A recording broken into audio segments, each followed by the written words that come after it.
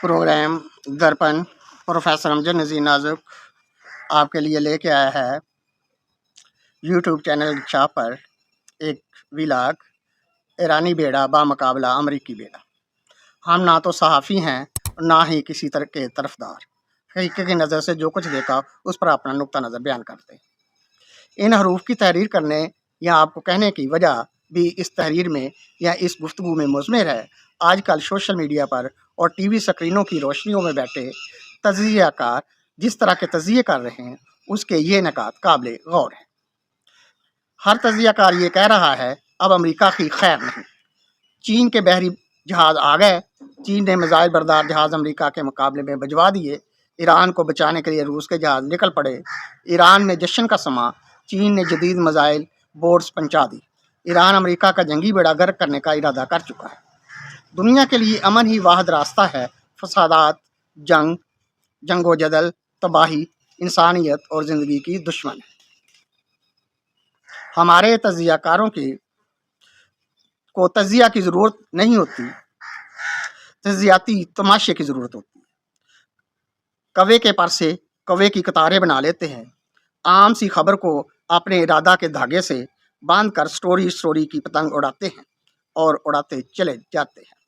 जैसा कि कहा जा रहा है अब अमेरिका की खैर नहीं, हालांकि इनके अपने रहनुमा और लीडर रोज़ अमेरिका के चरणों में जाकर बैठे होते हैं।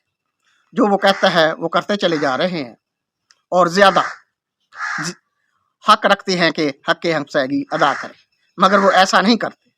अपनी खैर मांगते हुए अमेरिका की खैर सवाली दौरे करते जा रहे हैं। ये जो कहा जा रहा है चीन के बहरी जहाज़ आ गए हैं, कहाँ आ गए? झूठ की बुनियाद पर तज़िया किया जा रहा है। फिर ये कि ईरान आबनाए हुर्मुज़ बंद करने जा रहा है, जिससे बैनुल-अक़वामी तेल की तरसील में रुकावट पड़ जाएगी। आबनाए हुर्मुज़ खलीज ओमान और खलीज फ़ारस के दरमियान रास्ता है। क्या ओमान की तरफ का हिस्सा भी बंद करने वाले हैं? और ये कि इस पर ईरान टैक्स से राहदारी बढ़ा रहा है। अभी तक तो कोई टैक्स ईरान ने बढ़ाया नहीं।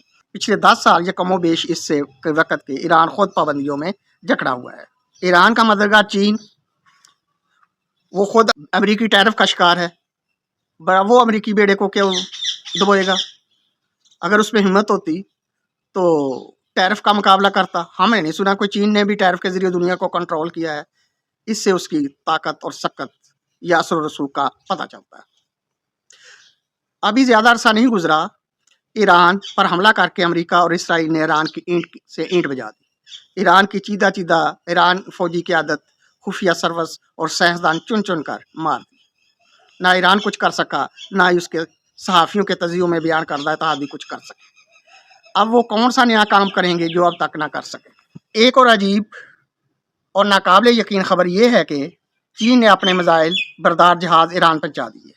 दूसरी तरफ ये कहा जा रहा है अमेरिका ईरान के मिसाइलों से खौफजदा है और इसराइल की नींद हराम हो गई है।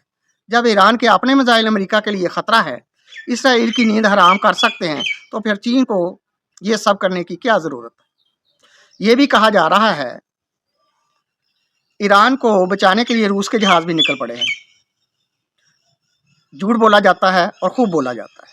कहा यह जा रहा है अमेरिकी खलाई जासूसी नज़र से बच बचा कर खलीज फ़ारस तक पहुँच गए।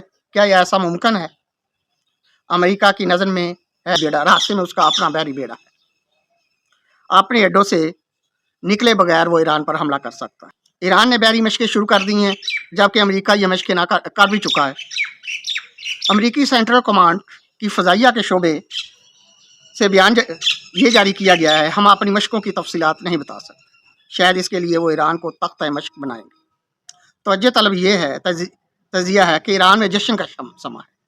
जो कुछ ईरान में जश्न का समा है वो तो ईरान में ईरानी अवाम की तरफ से महंगाई के ख़िलाफ़, मौजूदा क़यादत के ख़िलाफ़ मज़ारों से वाज़ेह हो चुका है। ईरान की इक़्तिसादी और माशी हालत ईरानी अवाम और हुकूमत की कमर तोड़ कर रख दी है और तज़ियाकार उसे जश्न का समा बयान कर रहे हैं।